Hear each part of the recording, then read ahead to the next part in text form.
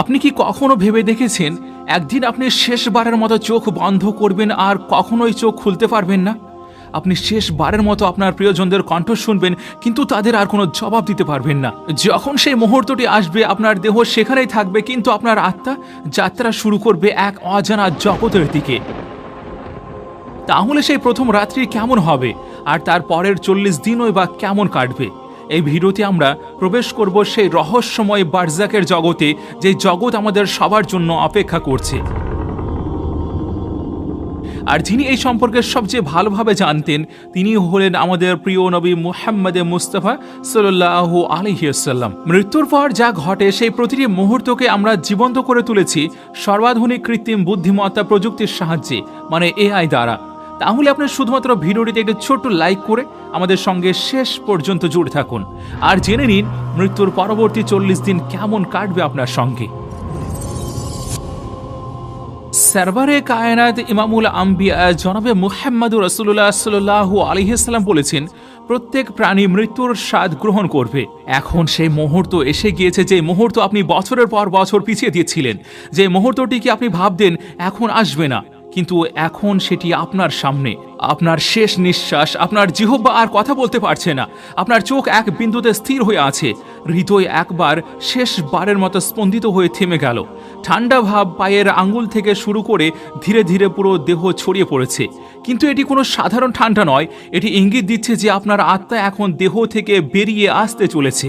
হযরত দাউদ আলাইহিস সালাম মৃত্যুকে এমনভাবে বর্ণনা করেছিলেন যে যদি মৃত্যুর কষ্ট কেবল একটি চুল উপড়ানোর মতো অনুভূত হতো, তবে পর্বত সেই যন্ত্রণায় মাটির নিচে ধসে যেত। এছাড়াও বর্ণিত হয়েছে যে মুসা আলাইহিস সালাম বলেছেন, মৃত্যুর মুহূর্তটি এমন যেন এক জবাইকারীর হাতে জীবন্ত ভেড়ার চামড়া ছেঁড়া হচ্ছে। ঠিক সেই সময় আত্মা টানতে শুরু করা হয়, প্রথমে পা থেকে, তারপর হাঁটু, তারপর পেট, তারপর বুক, আর সর্বশেষে গলা পর্যন্ত এসে পৌঁছায়। আল্লাহ রাব্বুল আলামিন সূরা আল ওয়াকিয়ায় বলেছেন যে যখন প্রাণ গলায় এসে পৌঁছায়, সেই মুহূর্তে সমস্ত যন্ত্রণা একত্রিত হয়। পুরো দেহে মনে হয় যেন একসঙ্গে হাজার হাজার ছুরি চলছে। প্রতিটি কোষ যন্ত্রণায় চিৎকার করছে, যেন কোনো চুলকে গোড়া থেকে টেনে বের করা হচ্ছে। হাদিস সমূহে এসেছে, আত্মা শুরুতে দেহে প্রবেশ করতে চায়নি, তাই তার বেরিয়ে যাওয়াও কঠিন করে দেওয়া হয়েছে। ঠিক সেই সংগ্রামের মুহূর্তে আপনার পাশে উপস্থিত হয় এক অদৃশ্য অন্ধকার সত্তা। সে আর কেউ নয়, শয়তান। যে অভিশপ্ত সত্তা সারা জীবন আপনাকে বিপদে নেওয়ার চেষ্টা করেছে, সে ফিরে আসে শেষবারের মতো। কিন্তু এবার তার হাতে থাকে এক কাপ পানি। সে আপনাকে অসহনীয় তৃষ্ণায় কষ্ট দিতে দিতে বলে, আমাকে তোমার ঈমান দাও, আমি তোমাকে পানি দেব। সেই মুহূর্তে আপনার পুরো জীবন চোখের সামনে ভেসে ওঠে, আপনার নামাজ, আপনার পাপ, আপনার অশ্রু, আপনার অবহেলা আর আপনার তওবা। শয়তান লাগাতার ফিসফিস করে আপনার মনকে বিভ্রান্ত করতে থাকবে। এমনকি কিছু বর্ণনায় আছে যে সে আপনার প্রয়াত পিতামাতার রূপ নিয়েও এসে আপনাকে ভিন্ন ধর্ম অনুসরণ করতে প্ররোচনা করবে। কিন্তু যদি আপনার ঈমান সত্যিকারের হয়, তাহলে আপনি তার কথায় বিশ্বাসই করবেন না। তবে যদি আপনি জীবনের সন্দেহে ভুগে থাকেন, যদি কখনো আপনার ঈমানকে মজবুত না করে থাকেন, তাহলে আপনি সহজেই শয়তানের ফাঁদে পড়ে যাবেন এবং মৃত্যুর মুহূর্তে ইসলাম ত্যাগ করবেন। যেমন এই দুনিয়াতে কেউ কেউ তাদের ইচ্ছা ও ভোগের কারণে ধর্ম ত্যাগ করে, মৃত্যুর সময়ও তারা একইভাবে ঈমান হারিয়ে ফেলবে। সেদিন লা ইলাহা ইল্লাল্লাহ উচ্চারণ করতে শুধু সেই পারবে যে জীবনে ঈমান নিয়ে বেঁচেছিল, কারণ সত্যিকারের ঈমান থাকলে শয়তানের ফিসফিস কোনো প্রভাবই ফেলতে পারবে না। নবী করিম সাল্লাল্লাহু আলাইহি সাল্লাম বলেছেন, তুমি যেমনভাবে জীবন কাটাও তেমনইভাবে মৃত্যুবরণ করবে, আর যেভাবে মৃত্যু হবে সেইভাবে পুনরুত্থিত হবে। যারা ঈমানহীন অবস্থায় মারা যায়, তাদের মৃত্যু হয় অত্যন্ত যন্ত্রণাদায়কভাবে। ফেরেশতারা উচ্চ স্বরে বলবে, ওহে অপবিত্র আত্মা, বেরিয়ে এসো, বেরিয়ে এসো জাহান্নামের শাস্তির জন্য। তখন আত্মা দেহ থেকে টেনে ছিঁড়ে বের করা হবে, পুরো দেহ কেঁপে উঠবে, অভ্যন্তরীণ অঙ্গ প্রত্যঙ্গ মুচড়ে যাবে। দেহ আত্মাকে আঁকড়ে রাখতে চাইবে, কিন্তু আল্লাহর আদেশ অনুযায়ী ফেরেশতারা সেটিকে ছিনিয়ে নেবেন। সেই মুহূর্তে আর কিছুই করার থাকে না, তওবা তখন আর কাজে আসে না, ঈমান তখন আর কোনো মূল্য রাখবে না। আমাদের প্রিয় নবী হযরত মুহাম্মদ মুস্তাফা সাল্লাল্লাহু আলাইহি সাল্লাম একজন মুমিন ও একজন কাফেরের মৃত্যুকে এইভাবে বর্ণনা করেছেন, মুমিনের আত্মা দেহ থেকে ঠিক তেমন সহজে বেরিয়ে আসে যেমন কোনো কলস থেকে পানি গড়িয়ে পড়ে, কিন্তু কাফেরের আত্মা টেনে বের করা হয় যেন কাঁটাযুক্ত ডাল ভেজা উলের ভিতর থেকে টেনে আনা হচ্ছে, যেখানে প্রতিটি শিরা ও স্নায়ু ছিঁড়ে যায় যন্ত্রণাতে। রাসূলুল্লাহ সাল্লাল্লাহু আলাইহি সাল্লাম আরও বলেছেন, যখন অবিশ্বাসীর আত্মা বের করে নেওয়া হয়, তখন অন্যান্য ফেরেশতারা এসে তা আজরাইলের কাছ থেকে গ্রহণ করেন।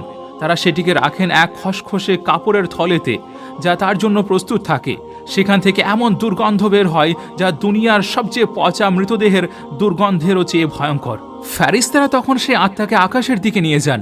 পথে যত ফেরেশতাদের দল তা অতিক্রম করেন, প্রত্যেকেই জিজ্ঞেস করেন, এই নোংরা আত্মাটি কার? তখন বহনকারী ফেরেশতারা বলেন যে সেই ব্যক্তি যে সেই নামে দুনিয়াতে পরিচিত ছিল।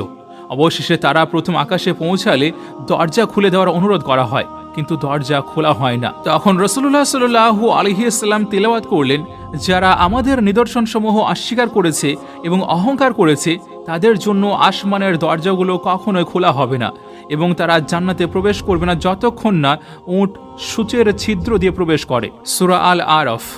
এরপর আল্লাহ তাআলা আদেশ দেন, তার আমলনামা লিখে রাখো পৃথিবীর সবচেয়ে নিচের স্থানে সিজ্জিনে। তারপর সেই আত্মাকে উপর থেকে নিচে নিক্ষেপ করা হয়। এরপর নবী করিম সাল্লাল্লাহু আলাইহি ওয়াসাল্লাম আরেকটি আয়াত তিলাওয়াত করলেন, যে ব্যক্তি আল্লাহর সঙ্গে কাউকে শরীক স্থাপন করে সে যেন আকাশ থেকে পড়ে গেল আর পাখিরা তাকে ছিঁড়ে নিচ্ছে, কিংবা বাতাস তাকে দূর দূরান্তে ছড়িয়ে নিয়ে যাচ্ছে। সূরা আল হজ। কিন্তু মুমিনদের ব্যাপারে কোরআন বলে, যারা বলে আমাদের প্রভু আল্লাহ আর তারপর দৃঢ়ভাবে সেই কথায় অটল থাকে, তাদের কোনো ভয় নেই, তারা কোনো দুঃখও পাবে না। সূরা আল আহকাফ।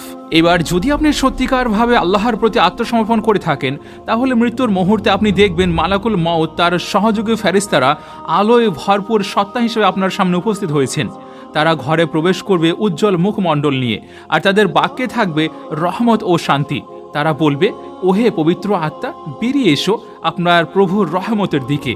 আপনি সন্তুষ্ট এবং আপনার প্রভুও আপনার প্রতি সন্তুষ্ট হয়েছেন। কুরআনে আবারও বলা হয়েছে, যারা বলে আমাদের প্রভু আল্লাহ এবং তারপর অটল থাকে, ফেরেশতারা তাদের কাছে এসে বলে, ভয় করো না, দুঃখ করো না, বরং আনন্দিত হও সেই জান্নাতের সুসংবাদে যার প্রতিশ্রুতি তোমাকে দেওয়া হয়েছিল। সূরা ফুসিলাত। তারপর ফেরেশতারা মুমিনের আত্মাকে সূক্ষ্ম সাদা রেশমে মুড়িয়ে জান্নাতি সুগন্ধিত করে আকাশের দিকে নিয়ে যান। তারা যখন ফেরেশতাদের কোনো দলের পাশ দিয়ে যায়, তারা জিজ্ঞেস করে, এই সুন্দর আত্মাটি কার? তখন ফেরেশতারা জবাব দেয়, সেই বান্দা যার জন্য দুনিয়ায় সবচেয়ে সুন্দর উপাধি ও প্রশংসা ব্যবহার করা হতো। যখন সেই আত্মা আকাশে পৌঁছায়, তখন জান্নাতের সব দরজা খুলে দেওয়া হয় তার জন্য। সপ্তম আকাশ পর্যন্ত প্রতিটি ফেরেশতা তাকে শান্তির শুভেচ্ছা জানায়। তখন ঘোষণা করা হয়, তার আমলনামা লিখে রাখো সৎকর্ম পরায়ণদের নথিতে। এরপর আল্লাহ তাআলা বলেন, আমার বান্দাকে পৃথিবীতে ফিরিয়ে দাও, আমি তাকে সেখান থেকে সৃষ্টি করেছি আর সেখানেই ফিরিয়ে নেব, আর সেখান থেকে কিয়ামতের দিন তাকে আবার বের করে আনব। এবার আমাদের মৃত্যুর পর দেহ পৃথিবীতে রয়ে যায় এবং জানাজার জন্য প্রস্তুত শুরু হয়। দেহ ধুয়ে পরিষ্কার করতে হয়। সহিহ হাদিসে নবী করিম সাল্লাল্লাহু আলাইহি ওয়াসাল্লাম বলেছেন, যখন তোমরা তোমাদের মৃতদেহ গোসল দাও, ভালোভাবে গোসল দিও। আমাদের চোখে দেহটি নিথর মনে হলেও এটি একসময় আত্মার বাসস্থান ছিল, এবং মৃত্যুর পরও আত্মা কোনো এক রহস্যময় বন্ধনে এর সঙ্গে যুক্ত থাকে। আর সেই সংযোগ এত গভীর যে গোসলের প্রতিটি ছোঁয়া, প্রতিটি পানির ফোঁটা, প্রতিটি নড়াচড়া আত্মা অনুভব করে, যা জীবিত মানুষ উপলব্ধি করতে পারে না। যেমন অজুর আগে ধাপে ধাপে শরীর পরিষ্কার করা হয়, তেমনই মৃতদেহকেও ধাপে ধাপে ধোয়া ও শ্রদ্ধার সঙ্গে ধোয়া হয়। আর আত্মা সব কিছু দেখছে। আপনি দেখতে পান কে সত্যি আপনার জন্য কাঁদছে, কে আপনাকে সত্যিকারের ভালোবাসত, আর কে কেবল আনুষ্ঠানিকতার জন্য এসেছে। সবই আপনি বুঝতে পারেন তখন। তারপর আপনাকে সেলাইবিহীন সাধারণ সাদা কাফনে জড়িয়ে দেওয়া হয়। আপনি সেই ছিলেন যিনি একসময় পোশাক বেছে নিতে ঘন্টার পর ঘন্টা ব্যয় করতেন। এখন মোড়ানো রয়েছেন এক টুকরো সাধারণ কাপড়ে, সবচেয়ে সরল অথচ জীবনের সবচেয়ে অর্থবহ পোশাকটিতে। আপনার জানাজা সম্পন্ন হয়, মাটির গন্ধ আপনার অনুভূতিতে মিশে যায়। আপনার জানাজার কাফন ধীরে ধীরে মাটির নিচে নামানো হয়। কবর তৈরি হয় ঠান্ডা, অন্ধকার, সংকীর্ণ। এটাই আপনার নতুন বাসস্থান। এরপর কফিন খোলা হয় আর আপনাকে ধীরে ধীরে কবরে নামিয়ে দেওয়া হয়। প্রথম মুঠো মাটি আপনার উপর পড়ে, তখন আপনিও শুনতে পারেন, কিন্তু কেউ আর আপনাকে শুনতে পায় না। ধীরে ধীরে সবাই চলে যায়, পায়ের শব্দ মিলিয়ে যায় নীরবতায়। গত রাতে আপনি ঘুমিয়েছিলেন উষ্ণ বিছানায়, আর আজ রাত্রিতে আপনি শুয়ে আছেন ঠান্ডা মাটির বুকে, দুটি পাথরের মাঝে পৃথিবীর নীরব কোলে। কবর কেঁপে ওঠে, তার দেওয়ালগুলো ফেটে যায়, আর তখন উপস্থিত হয় দুজন ভয়ঙ্কর ফেরেশতা, মুনকার ও নাকির।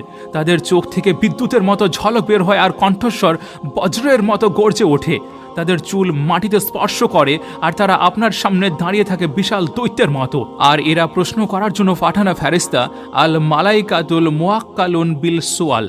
মুনকার ও নাকির আপনার দিকে অগ্রসর হয় তাদের দায়িত্ব পালনের জন্য, এবং শুরু হয় প্রশ্ন পর্ব। তোমার প্রভুকে?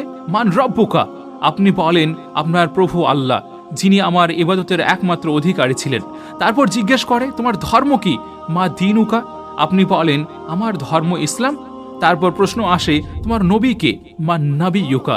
আপনি বলেন আমার নবী মুহাম্মদুর রাসূলুল্লাহ সাল্লাল্লাহু আলাইহি ওয়াসাল্লাম, তিনি বিশ্ব জগতের নূর। এরপর তারা জিজ্ঞেস করে তোমার কিতাব কি? মা কিতাবুকা? আপনি বলেন আমার কিতাব কুরআন। আর শেষ প্রশ্ন তোমার কাজ কি ছিল? মা আমালুকা? আপনি উত্তর দেন আমার যুবক বয়সের নামাজ, রোগের সময় আমার ধৈর্য ও শুকরিয়া, আর কষ্টের মধ্যেও আমার দান, এই সব আজ আমার সাক্ষী। একজন মুমিন এই সব প্রশ্নের উত্তর সহজে দিতে পারবে। আর এই দৃশ্য সম্পর্কে আলী রাদিয়াল্লাহু তাআলা আনহু থেকে একটি বর্ণনা আছে যে তিনি প্রতি রাতে দোয়া করতেন, হে আমার প্রভু, আমাকে ওমরের খবর দিন, কারণ 6 মাস আগে তিনি তার প্রিয় বন্ধু হযরত ওমর রাদিয়াল্লাহু তাআলা আনহুকে হারিয়েছিলেন। এক রাত্রিতে আলী রাদিয়াল্লাহু তাআলা আনহু স্বপ্নে ওমরকে দেখলেন। তিনি উচ্ছ্বাসিত হয়ে জড়িয়ে ধরলেন, হে আমার ভাই, তুমি কোথায় ছিলে? আমি 6 মাস ধরে তোমার অপেক্ষায় আছি। ওমর রাদিয়াল্লাহু তাআলা আনহু ক্লান্ত কিন্তু শান্ত দেখাচ্ছিলেন। তিনি বললেন, আলী, আজই মাত্র প্রশ্নোত্তর শেষ হলো, অনেক সময় লেগে গেল। মুনকার ও নাকির আমাকে জীবনের প্রতিটি কাজ সম্পর্কে জিজ্ঞেস করেছেন, কিন্তু আলহামদুলিল্লাহ আমি সফল হয়েছি। হাদিসে আরও এসেছে প্রশ্নোত্তরের সময় আরেকজন সত্তা আপনার সামনে উপস্থিত হবে। যদি আপনি সৎ ও ইমানদার জীবনযাপন করে থাকেন, তাহলে আপনি দেখবেন এক মানুষ আসছেন সাদা পোশাকে আচ্ছাদিত, মুখে নূরের আভা, দেহ থেকে বের হচ্ছে জান্নাতি সুঘ্রাণ। আপনি অবাক হয়ে জিজ্ঞেস করবেন, তুমি কে? তিনি হাসি মুখে উত্তর দেবেন, আমি তোমার সৎ কর্ম, আমি তোমার নামাজ, তোমার রোজা, রাতের সাজদা, তোমার আল্লাহর ভয়ে ফেলা অশ্রু।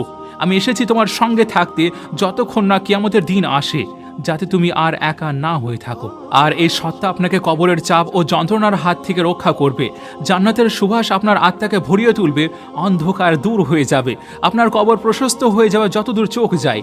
সেখানে আর কোনো ভয় থাকবে না, কোনো কষ্ট থাকবে না, শুধুই প্রশান্তি আর শান্তি। যদি আপনি সঠিকভাবে প্রশ্নগুলোর উত্তর দিতে পারেন, তবে জান্নাতের একটি জানালা আপনার জন্য খুলে দেওয়া হবে।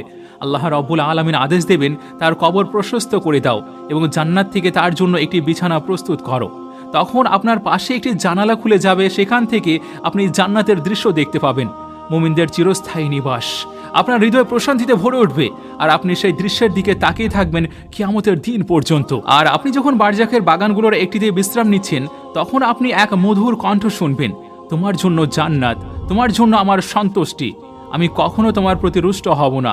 এটাই তাদের পুরস্কার যারা ঈমানের পথে সংগ্রাম করেছে, যারা আল্লাহকে স্মরণ করেছে প্রতিটি নিঃশ্বাসে। কিন্তু প্রতিটি কবর এমন নয়। যদি কেউ প্রশ্নগুলোর উত্তর না দিতে পারে, যদি সে দুনিয়ার জীবন কাটিয়ে দেয় গাফিলতিতে, খেলাধুলা আর ভোগ বিলাসে, যদি সে তার প্রভুকে চিনতে না পারে, তাহলে যখন ফেরেশতারা জিজ্ঞেস করে তোমার প্রভুকে, সে বলবে আমি জানি না। তোমার নবীকে, তোমার ধর্ম কি, তোমার আমল কি ছিল, সে শুধু বলবে আমি জানি না। অবিশ্বাসী ও মুনাফিকরা এসব প্রশ্নের উত্তর কখনো দিতে পারবে না। তখন ফেরেশতারা বলবে, আমরা জানতাম তুমি এইভাবে উত্তর দেবে। তারপর কবর সংকীর্ণ হয়ে যাবে, মাটি তাদের হাড়গুলোকে এমনভাবে চেপে ধরবে যে পাঁজরের হাড় একে অপরের সঙ্গে মিশে যাবে। নিচের ভূমি পরিণত হবে অন্ধকারের শাস্তির জায়গায়। জাহান্নামের দরজা খুলে দেওয়া হবে তাদের জন্য। তারা সেই শাস্তি দেখতে পাবে, যদিও তারা তখনও কবরে আছে। জাহান্নামের আগুনের উত্তাপ ও দুর্গন্ধ তাদের হৃদয় ছুঁয়ে যাবে। কবরের চারিদিক থেকে মাটি তাদের চেপে ধরবে। যখন পৃথিবী তাদের জন্য সংকীর্ণ হয়ে উঠবে, তখন আর কোনো রহমত অবশিষ্ট থাকবে না। রাসূলুল্লাহ সাল্লাল্লাহু আলাইহি ওয়াসাল্লাম বলেছেন, কবর তাকে এমনভাবে চেপে ধরবে যতক্ষণ না তার পাঁজর একে অপরের সঙ্গে মিশে যায়। মুনকার ও নাকিরের চোখ বিদ্যুতের মতো ঝলসে উঠবে, তাদের কণ্ঠ বজ্র ধ্বনির মতো গর্জে উঠবে, তাদের দাঁত বন্য ষাঁড়ের শিংয়ের মতো তীক্ষ্ণ হবে। তাদের উপস্থিতি আত্মাকে ভয়ে কাঁপিয়ে দেবে। এই ফেরেশতারা হাসে না, তাদের মধ্যে কোনো দয়া নেই, কারণ আপনি নামাজ বিলম্ব করেছেন, ঈমানকে তুচ্ছ ভেবেছেন। এখন তারা শাস্তি বাড়িয়ে দেয়। কবরের মাটি আগুনে পরিণত হয়, আগুন কবরকে ঘিরে ধরে, ধোঁয়ায় বাতাস ভরে যায়, মানুষ চিৎকার করে ওঠে, কিন্তু আজ কোনো পালানোর পথ নেই। তারপর কবরের ভিতরে প্রবেশ করে আরেকটি সত্তা, ভয়ঙ্কর মুখ, নোংরা পোশাক, দুর্গন্ধে ভরা দেহ। মৃত ব্যক্তি ভয়ে জিজ্ঞেস করে, তুমি কে?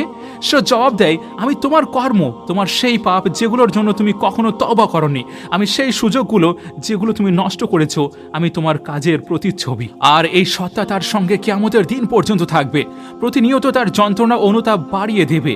তারপর শুরু হবে আর এক শাস্তি। আল্লাহ রাব্বুল আলামিন ৯৯টি সাপ, বিশাল সাপ তার কবরের ভিতরে পাঠাবে। তবে এগুলো দুনিয়ার সাপ নয়, প্রত্যেকটি সাপ শাস্তির জন্য সৃষ্টি হয়েছে। প্রতিটি কামড় আত্মাকে স্মরণ করিয়ে দেবে তার করা পাপের কথা। রাসূলুল্লাহ সাল্লাল্লাহু আলাইহি ওয়াসাল্লাম বলেছেন, যদি ওই সাপগুলোর মধ্যে কেবল একটি সাপের দাঁত পৃথিবীতে স্পর্শ করত, তবে কিয়ামতের দিন পর্যন্ত সেই ভূমিতে কিছুই জন্মাতো না। আর এই সাপগুলো তাদের শাস্তি দিতে থাকবে নিরবচ্ছিন্নভাবে যতক্ষণ না শেষ সময় না এসে যায়। আর যখন কিয়ামতের দিন আসবে তখনও তাদের শাস্তির অবসান হবে না। এটি তো কেবল শুরু মাত্র, কখনোই শেষ নয়। তাই কবরের মানুষ চিৎকার করে বলবে, হে আল্লাহ রব্বুল আলামিন, দয়া করে কিয়ামতের দিনটি শুরু করে দাও। কারণ তখন সে বুঝতে পারে এখন পর্যন্ত সে যা ভোগ করছে তা ছিল কেবল শুরু মাত্র। একদিন নবী করিম সাল্লাল্লাহু আলাইহি ওয়াসাল্লাম একটি কবরের পাশ দিয়ে যাচ্ছিলেন, তো আপনি সাল্লাল্লাহু আলাইহি ওয়াসাল্লাম সাহাবাদের বললেন, যদি এই কবরের মানুষটি পৃথিবীতে ফিরে যেতে পারত, তবে সে তার পরিবারকে দেখতে চাইতো না, তার সম্পদও সম্পূর্ণ করতে চাইতো না, সে শুধু চাইতো 2 রাকাত নামাজ পড়তে। কারণ এখন সে বুঝেছে আর একদিন আমরাও বুঝবো। যায়েদ ইবনে সাবিত রাদিয়াল্লাহু তাআলা আনহু বর্ণনা করেন, আমরা একবার আল্লাহ রাসূলের সঙ্গে বানু নাজ্জারের এক বাগানে গিয়েছিলাম। আপনি সাল্লাল্লাহু আলাইহি ওয়াসাল্লাম তখন একটি বাহনের উপর ছিলেন। হঠাৎ তা ভয় পেয়ে তাকে প্রায় ফেলে দেয়। আমরা লক্ষ্য করলাম কাছে কিছু কবর রয়েছে। তখন নবী করিম সাল্লাল্লাহু আলাইহি ওয়াসাল্লাম বললেন, তোমরা জানো কি এই কবরের মানুষগুলো কেন শাস্তি পাচ্ছে? আমরা বললাম, আল্লাহ ও তার রাসূলই সবচেয়ে ভালো জানেন। তখন আপনি সাল্লাল্লাহু আলাইহি ওয়াসাল্লাম বললেন, যদি আমি আশঙ্কা না করতাম যে তোমরা একে অপরকে আর কবর দেবে না, তবে আমি আল্লাহর কাছে দোয়া করতাম যেন তোমরা কবরের শাস্তি শুনতে পারো, যেমন আমি শুনি। তারপর আপনি সাল্লাল্লাহু আলাইহি ওয়াসাল্লাম আমাদের থেকে মুখ ফিরিয়ে নিলেন এবং বললেন যে তোমরা আল্লাহর কাছে আশ্রয় চাও কবরের শাস্তি থেকে।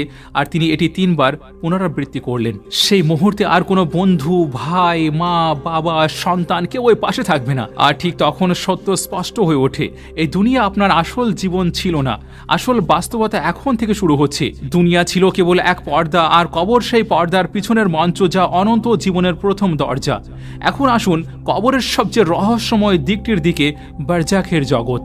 আমরা যখন কবরের কথা ভাবি, সাধারণত মাটির নিচের এক অন্ধকার গর্তের কথা কল্পনা করি। কিন্তু যেমন স্বপ্নের সঙ্গে আপনার বিছানার কোনো সম্পর্ক নেই, তেমনি কবরের আসল বাস্তবতাও সেই মাটির সঙ্গে সম্পর্কিত নয়, যেখানে দেহটি শয়িত আছে। কবর বা বারজাখ আসলে এক করিডোর, 2টি জগতের মধ্যবর্তী এক পথ। এটি সেই সেতু যার মধ্য দিয়ে আমরা পরকালের জীবনে প্রবেশ করি।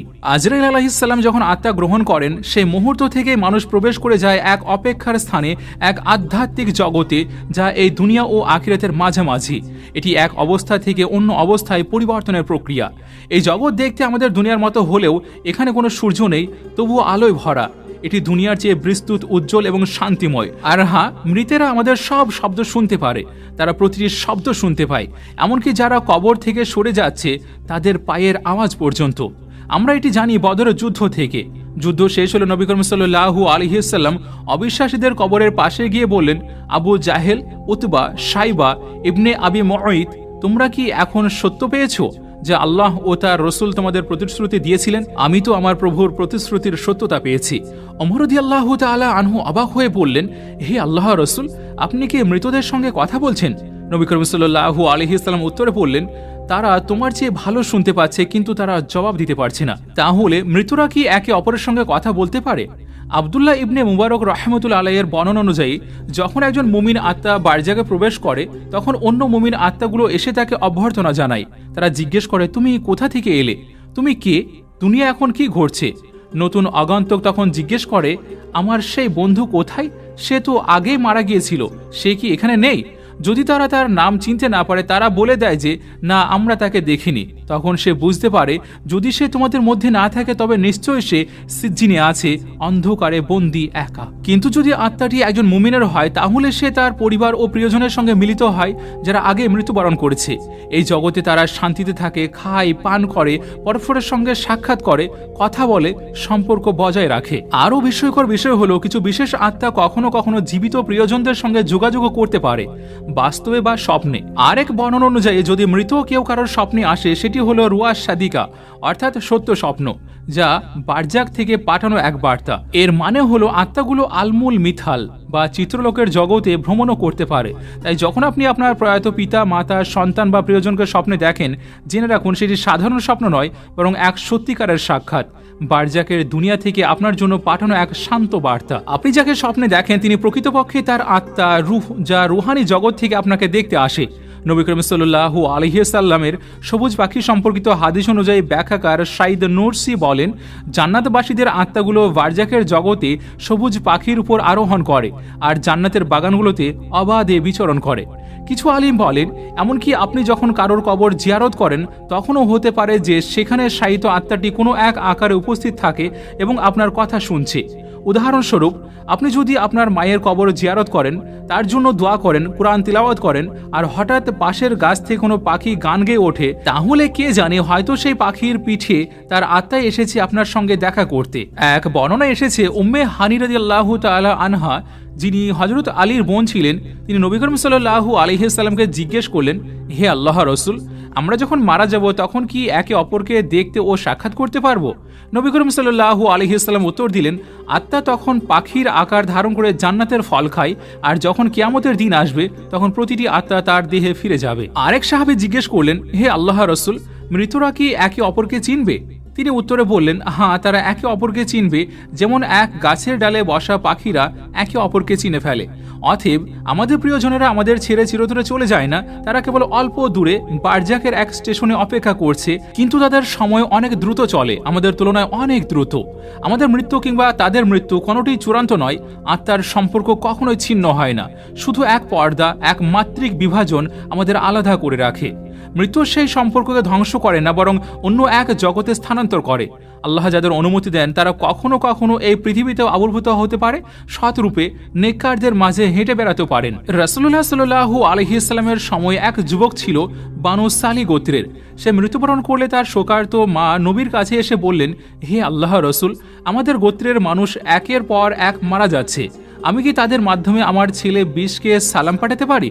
নবী করিম সাল্লাল্লাহু আলাইহি সাল্লাম বললেন, হ্যাঁ, সেই সত্তার কসম যার হাতে আমার প্রাণ, মৃতরা একে অপরকে চিনে থাকে, তারা মিলিত হয় ঠিক যেমন এক ডালে বসা পাখি। সেই দিন থেকে যখন ওই বানু সালি গোত্রের কেউ মৃত্যুর কাছাকাছি আসতো, তাদের আত্মীয়রা তার পাশে দাঁড়িয়ে বলতো, দয়া করে আমার সালাম পৌঁছে দিও আমার ছেলে বিশের কাছে।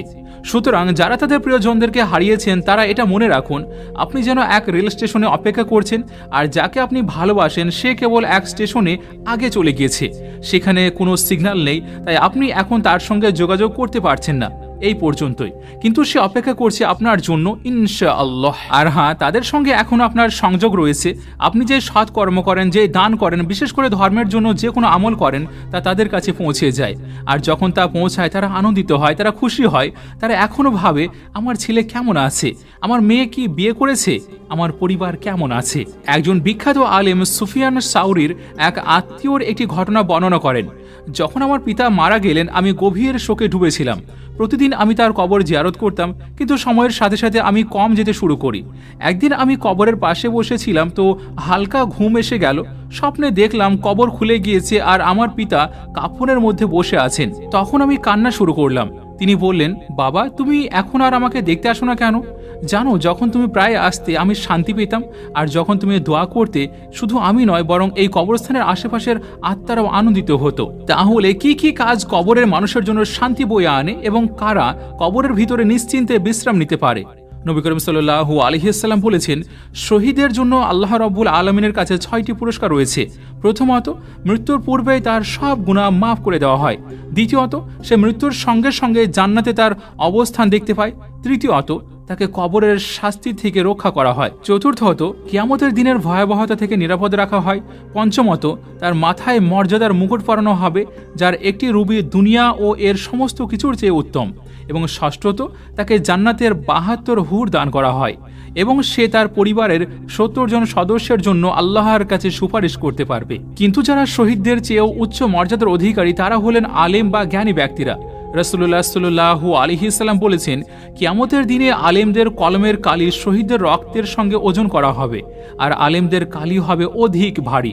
আরেক হাদিসে নবী করিম সাল্লাল্লাহু আলাইহি সাল্লাম বলেন, মানুষের মৃত্যুর পর তার আমলের খাতা বন্ধ হয়ে যায়, তবে 3 জনের খাতা খোলাই থাকে।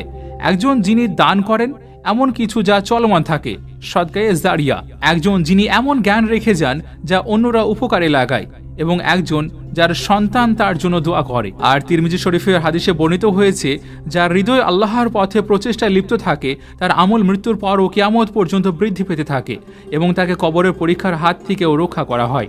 আপনার নামাজ, আপনার সৎকর্ম, আপনার দান, এই সব ওই মৃতদের জন্য দুনিয়ার যে কোনো কিছুর চেয়ে মূল্যবান উপহার। আপনি যখন মায়ের গর্ভে ছিলেন তখন আপনি তার শরীরের নির্ভরশীল ছিলেন। এখন আপনার দোয়া ও নেক কাজের মাধ্যমে আপনি তার কবরের প্রশান্তির উৎস হতে পারেন। হয়তো একসময় আপনার পিতা আপনাকে দুনিয়ার জন্য আশ্রয় দিয়েছিলেন, আর এখন আপনি তার কবরকে শান্তির আশ্রয় দিতে পারেন আপনার আমলের মাধ্যমে। এক ব্যক্তি নবী করিম সাল্লাল্লাহু আলাইহি সাল্লামের কাছে এসে বললেন, হে আল্লাহর রাসূল, আমার মা মারা গিয়েছেন। যদি তিনি জীবিত থাকতেন তবে নিশ্চয় দান করতেন। আমি কি তার পক্ষ থেকে দান করতে পারি? নবী করিম সাল্লাল্লাহু আলাইহি সাল্লাম বললেন, অবশ্যই পারো। আর এটি শুধু পিতা মাতার জন্য নয়, এটি আপনার সব প্রিয়জনের জন্য প্রযোজ্য। তারা বারজাকের সেই স্টেশনে আপনার জন্য অপেক্ষা করছে, আর যখন আপনি সেখানে পৌঁছাবেন ইনশাআল্লাহ তারা আপনাকে অভ্যর্থনা জানাবে এই বলে যে, তুমি যা পাঠিয়েছিলে তা আমাদের কাছে পৌঁছিয়েছে, তোমার সব উপহার এসে গিয়েছে, স্বাগতম, একদিন আমরা আবার মিলিত হলাম। রাসূলুল্লাহ সাল্লাল্লাহু আলাইহি সাল্লাম একবার তার সাহাবীদের বর্ণনা দিচ্ছিলেন কিভাবে মুনকার ও নাকির ভয়ঙ্কর ভাবমূর্তিতে মৃতদের প্রশ্ন করে। তখন হযরত ওমর রাদিয়াল্লাহু তাআলা আনহু জিজ্ঞেস করলেন, হে আল্লাহর রাসূল, সেই সময়ে কি আমাদের বুদ্ধি ও সচেতনতা এখনকার মতোই থাকবে? নবী করিম সাল্লাল্লাহু আলাইহি সাল্লাম উত্তর দিলেন, হ্যাঁ, তোমাদের সেই একই বোধ থাকবে। ওমর রাদিয়াল্লাহু তাআলা আনহু বললেন, তাহলে তো কোনো ভয়ের কারণ নেই, আমি জানি কিভাবে উত্তর দিতে হয়। এই কথার পরে আল্লাহ রাব্বুল আলামিন কুরআনে অবতীর্ণ করেন, আল্লাহ তাদেরকে দৃঢ় রাখবেন যারা ঈমান এনেছে, এই দুনিয়ায় ও আখিরাতে দৃঢ় বাণীর মাধ্যমে। সূরা ইব্রাহিম।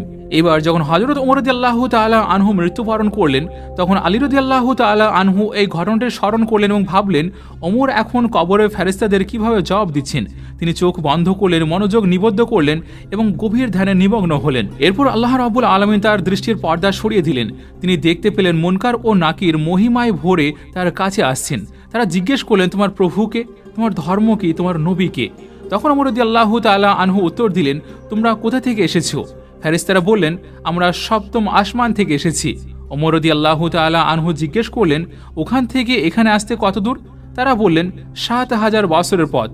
ওমর রাদিয়াল্লাহু তাআলা আনহু তখন বললেন, তোমরা ৭,০০০ বছরের পথ পেরিয়ে এসেও তোমাদের প্রভুকে ভুলোনি, তাহলে আমি কিভাবে আমার প্রভুকে ভুলে যাব? শুধু এই কারণেই যে আমি আমার ঘর ছেড়ে কবরের ঘরে এসেছি?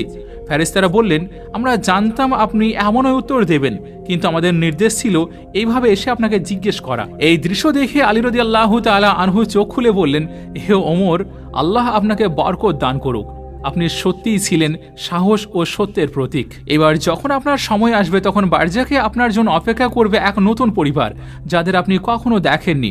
নবী করিম সাল্লাল্লাহু আলাইহি সাল্লাম ও তার সাহাবীরা, তারাও হবেন আপনার নতুন পরিবার। কিন্তু প্রশ্ন হলো, আখিরাতে কি সত্যিই নতুন পরিবার দেওয়া হবে? আমরা মৃতদের জন্য যে দোয়া করি তাতে বলি যে, হে আল্লাহ, তাদেরকে এমন একটি ঘর দিন যা তাদের এই ঘরের চেয়ে অনেক উত্তম, এটি এমন পরিবার দিন যা তাদের এই পরিবারের চেয়ে অনেক উত্তম, এবং এমন এক সঙ্গী দিন যা তাদের পূর্বের সঙ্গীর চেয়ে উত্তম। কিছু আলেম বলেন, এই নতুন পরিবার বলতে বোঝানো হয়েছে বারজাকের জগতে থাকা নেককার আত্মাগুলোকে, যারা সেখানে একে অপরের সঙ্গী ও বন্ধু হয়ে থাকে। আবার কিছু আলেম বলেন, পার্থিব পরিবার সেই পরিবারই থাকবে, তবে আখিরাতের সকল রাগ, হিংসা, অহংকার ও খারাপ গুণ মুছে যাবে। সেখানে পারিবারিক মিলন হবে, কিন্তু থাকবে না কোনো ঝগড়া, ক্লান্তি, কষ্ট, থাকবে কেবলমাত্র বিশুদ্ধ ভালোবাসা।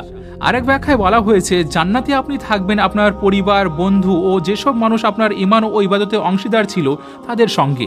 তারা থাকবে আপনার ঘরে, আপনি থাকবেন তাদের ঘরে, এক চিরন্তন বন্ধনে। যে ব্যাখ্যায় হোক না কেন, বাস্তবতা একটাই, আপনি যাদের ভালোবাসতেন তাদের সাথে মৃত্যুর পরও সেই সম্পর্ক শেষ হয় না। আপনি যখন নামাজ পড়েন, তাদের জন্য দোয়া করেন, দান করেন, সেই সবই তাদের কাছে পৌঁছে যায় আলো, উষ্ণতা ও শান্তি হয়ে। আপনি যখন মায়ের গর্ভে ছিলেন তিনি আপনাকে জীবন দিয়েছিলেন, এখন আপনি তার বিশ্রামস্থলে জীবন ও প্রশান্তি পৌঁছে দিতে পারেন। হয়তো এক সময় আপনার পিতা আপনাকে একটি ঘর দিয়েছিলেন দুনিয়ায়, তো এখন আপনি আপনার আমলের মাধ্যমে তার কবরকে সুন্দর করে তুলতে পারেন।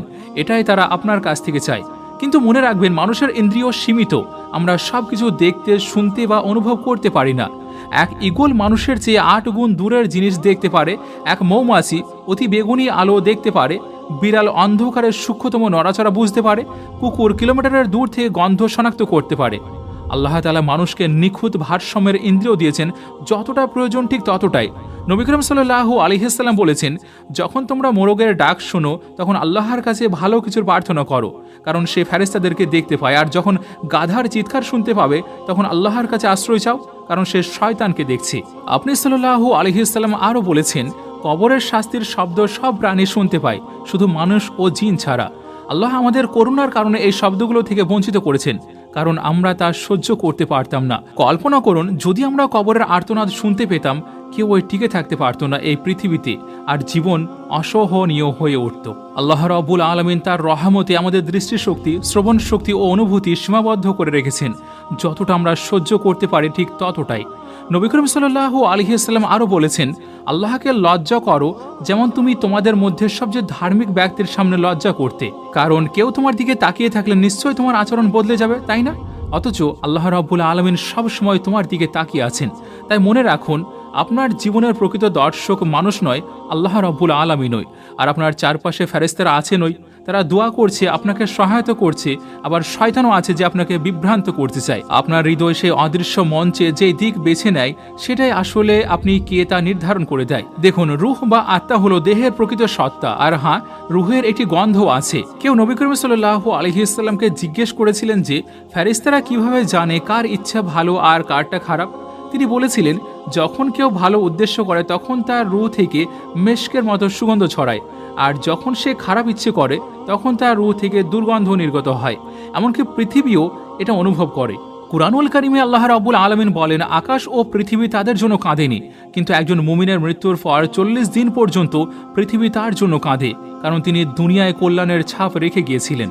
নবী করিম সাল্লাল্লাহু আলাইহি ওয়াসাল্লাম একবার এক দুষ্ট আত্মার দুর্গন্ধ বর্ণনা করার সময় নাক ঢেকে ফেললেন, কারণ তা অসহনীয় ছিল। কিন্তু যখন কোনো মুমিনের রূহ আসমানের পথে ওঠে, ফেরেশতারা জিজ্ঞেস করে এই সুন্দর গন্ধ কোথা থেকে আসছে।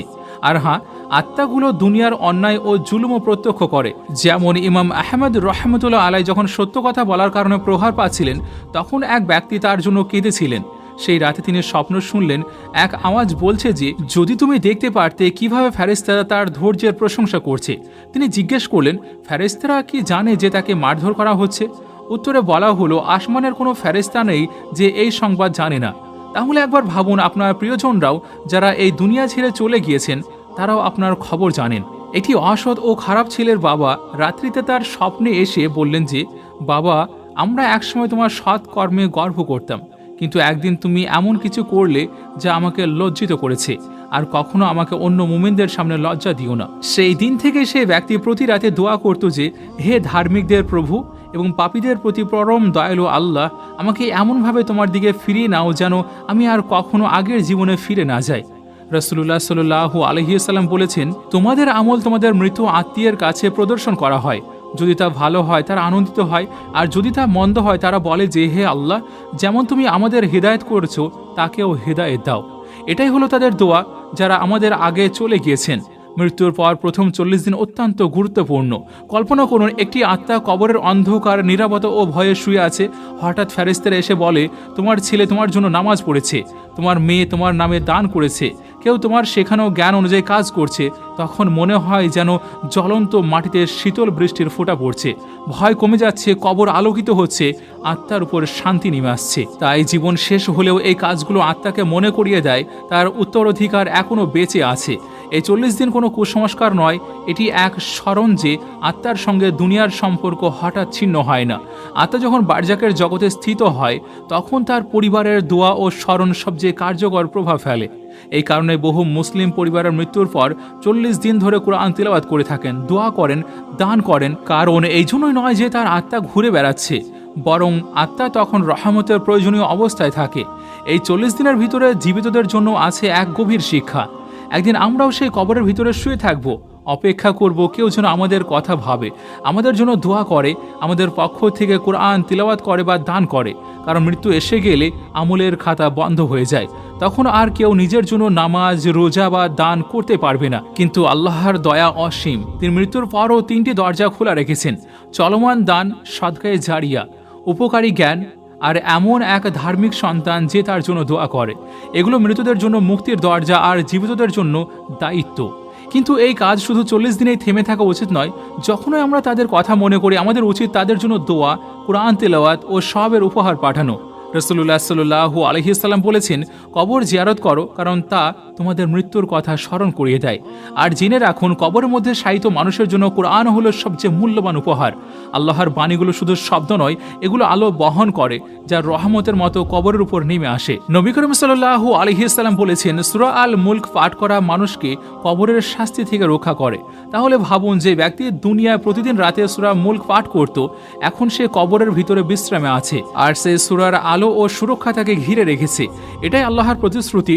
যখন কাউকে মাটিতে শুয়ে দেওয়া হয়, এই সূরা ঢাল হয়ে দাঁড়ায়, তাকে বিপদ থেকে রক্ষা করে, কবরকে শান্তিতে ভরে দেয়। আর যদি কেউ জীবনে নিয়মিততা পাঠ নাও করে থাকে, তবুও তার পরিবার যখন তার নামে কুরআন তিলাওয়াত করে, সেই রহমত ব্যর্থ হয় না। ফেরেশতারা সেই আলো সরাসরি তার কবর পর্যন্ত নিয়ে যায়, অন্ধকার দূর হয়, নিঃসঙ্গতা হালকা হয়, আর আত্মাকে ঘিরে থাকে আল্লাহর বাণীর প্রশান্ত নূর। অনেক মুসলিম পরিবারে কেউ মারা গেলে সূরা ইয়াসিন পাঠ করা হয়। যদিও আলেমদের মাঝে কিছু বিশদে মতভেদ আছে, কিন্তু মূল বার্তা একটাই, কুরআন জীবিত ও মৃত উভয়ের জন্য কল্যাণকর। জীবিতদের জন্য এটি স্মরণ ও শিক্ষা, মৃতদের জন্য এটি উপহার। কারণ কবরের ভিতরে দুনিয়ায় আর কিছুই পৌঁছাতে পারে না, না ধন সম্পদ, না মর্যাদা, না সাফল্য, কিন্তু কোরআনের শব্দ পৌঁছিয়ে যায়, আর তা হয়ে ওঠে অমূল্য বরকত। মুমিনের জন্য এটি যেন আগুনের উপর ঠান্ডা পানির মতো, আর পাপীর জন্য এটি এক কোমল ঔষধ, যা অনুশোচনাকে প্রশমিত করে। কোরআনের প্রতিটি আয়াত যেন এক একটি আলো, যা কবরের অন্ধকারকে দূর করে দেয়। ভাবুন, সূরা আল ফাতিহা যা প্রতিটি মুসলিম মুখস্থ করে রাখে, মৃতের জন্য এটি পাঠ করা মানে তার হিদায়াতের রহমত ও আশা কামনা করা। আর সূরা আল ইখলাস ছোট হলেও তাওহীদের ঘোষণা পূর্ণ আছে। একে আন্তরিকভাবে পাঠ করলে মৃত্যুর আত্মার জন্য পাহাড় সময় সব পৌঁছিয়ে যায়। মৃত্যুর পরের প্রথম 40 দিনে আত্মা যখন তার নতুন স্থানে অভ্যস্ত হচ্ছে, তখন তার নামে কোরআন পাঠ করা যেন এক খালি ঘরে আসবাব রাখার মতো, যা উষ্ণতা, শান্তি ও সঙ্গ এনে দেয়। কোরআনের সৌন্দর্য হলো এটি সময়ের সীমায় আবদ্ধ নয়। কেউ যদি পাপপূর্ণ জীবনও যাপন করে থাকে, তবুও আন্তরিকভাবে তার নামে কোরআন পাঠ করলে তার জন্য উপকারী হয়, কারণ আল্লাহর দয়া তার ক্রোধের চেয়ে অনেক বড়। এই কারণে আলেমরা বলেন, কখনো থেমে যেও না, কবরকে নীরব হতে দিও না। তোমরা কোরআনের আলো পাঠাও তাদের জন্য, কারণ প্রতিটি বর্ণ এক একটি আলো, আর প্রতিটি আয়াত এক একটি রহমত, আর প্রতিটি সূরা একটি সুরক্ষার ঢাল। যখন কোনো দুষ্ট মানুষ কবরের ভিতরে প্রবেশ করে, তার সামনে এক পর্দা সরিয়ে দেওয়া হয়। তাকে বলা হয়, দেখ, এগুলোই ছিল তোর আকাঙ্ক্ষা, ধন, মান, খ্যাতি। তুই আমার উদ্দেশ্যকে উপেক্ষা করেছিলি, আর এখন দেখ তুই কি হারিয়েছিস।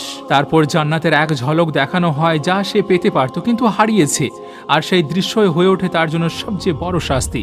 তারপর আরেকটি পর্দা খোলা হয়, সে দেখে যে তার সম্পদ, তার বাড়ি, তার দুনিয়ার পরিশ্রম সব এখন অন্যদের দখলে।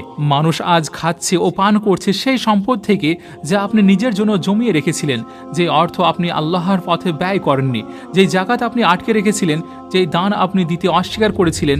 আজ আপনার দেহ মাটির নিচে পোকামাকড়ে ক্ষয় হচ্ছে, আর আপনার সন্তানরা ভোগ করছে সেই সম্পদ যা আপনি রেখে গিয়েছিলেন।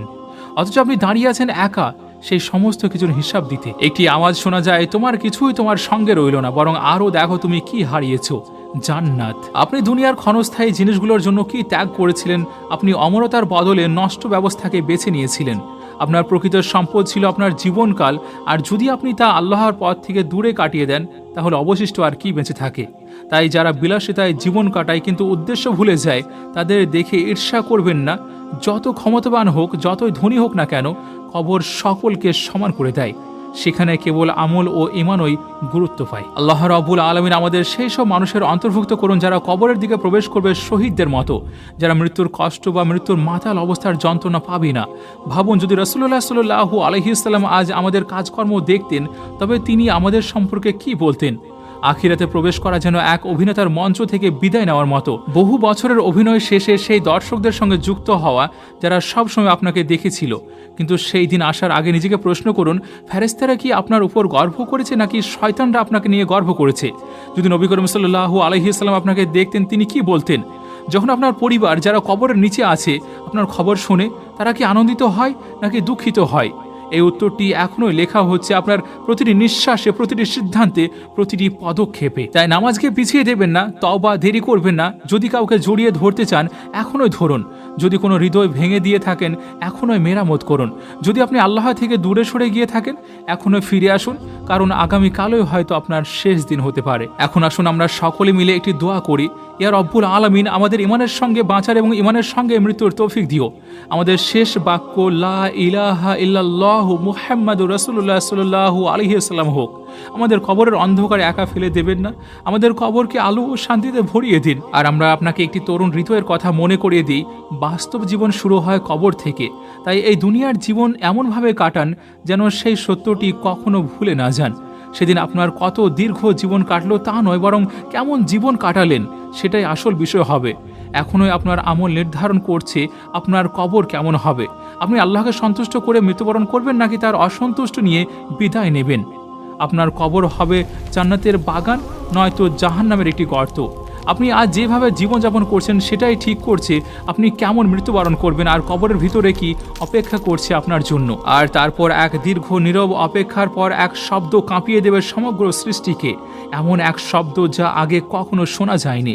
এটাই হবে সমগ্র অস্তিত্বের সবচেয়ে মহৎ ঘটনা, কিয়ামতের দিন।